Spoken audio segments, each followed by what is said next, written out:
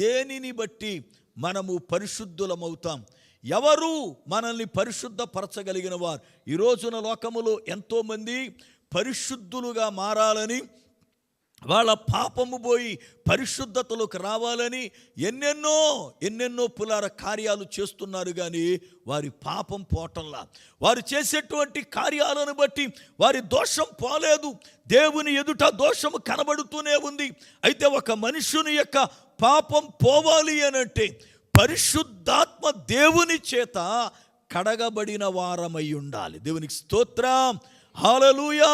చూడండి వాక్య గ్రంథాన్ని, కొరింథీయులకు రాసిన మొదటి పత్రిక 6వ అధ్యాయము 9, 10, 11 వచనాలు.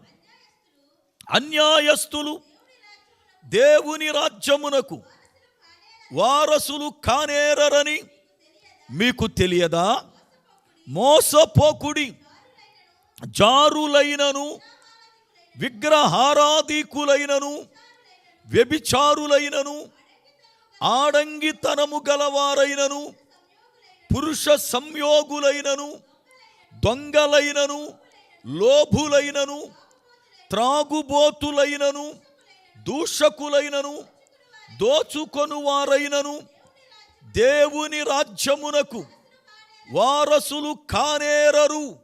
మీలో కొందరు అట్టివారయుంటిరి గాని ప్రభువైన యేసుక్రీస్తు నామమును బట్టి మన దేవుని ఆత్మయందును మీరు కడుగబడిరి. చాలు. దేవుని యొక్క లేఖనములో అపోస్తులుడైన పౌలు గారు ఎవరు దేవుని రాజ్యానికి వారసులు కారో, ఎవరు దేవుని రాజ్యానికి వెళ్ళరో ఆ లిస్టు చెప్పి ఆయన అంటాడు, మీలో కొందరు అట్టివారే. ఎవరయ్యా? తిట్లుబోతులు, ఇదిగో దూషకులు ఉన్నారు మీలో, ఎదట వాళ్ళని తిట్టేవారు. త్రాగుబోతులు ఉన్నారు, విగ్రహారాధికులు ఉన్నారు, లోపులు ఉన్నారు, వ్యభిచారులు ఉన్నారు, పురుష సంయోగులు ఉన్నారు, ఇదిగో ఆడంగితనము కలిగిన వారు ఉన్నారు, అన్యాయస్తులు ఉన్నారు. అయితే మీలో ఇలాంటి వారు కొందరున్నారు. అయితే ప్రభువైన క్రీస్తు నామమును బట్టి దేవుని ఆత్మ బట్టి మీరు కడగబడ్డారు అంటాడు. దేవునికి స్తోత్రం. మనం ఇప్పుడు కడగబడాలి అని అంటే దేవుని ఆత్మ చేత మనము కడగబడాలి. పరిశుద్ధాత్మ దేవుడు మనలను కడిగేవాడు, పరిశుద్ధాత్మ దేవుడు మనలను పరిశుద్ధపరిచేవాడు. పరిశుద్ధాత్మ దేవుడు పులారా మన పాపము నుండి మనల్ని ఒప్పింపజేసి మనల్ని శుద్ధునిగా మార్చేవాడు. యోహాను సువార్త 16వ అధ్యాయం 8వ వచనం. యోహాను సువార్త 16వ అధ్యాయము 8వ వచనం. ఆయన వచ్చి పాపమును గూర్చియు నీతిని గూర్చియు తీర్పును గూర్చియు లోకమును ఒప్పుకొన చేయును. చాలు. ఆయన వచ్చి పాపమును గూర్చి తీర్పుని గూర్చి నీతిని గూర్చి ఒప్పింపజేస్తాడు.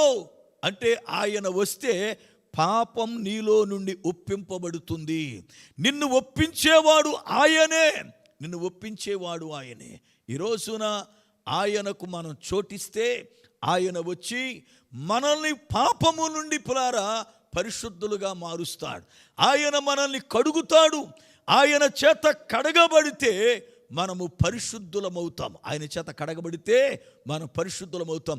పరిశుద్ధాత్మ దేవుడు ఒక వ్యక్తి పాపమును ఒప్పించి ఆ మనిషిని శుద్ధినిగా మారుస్తాడు.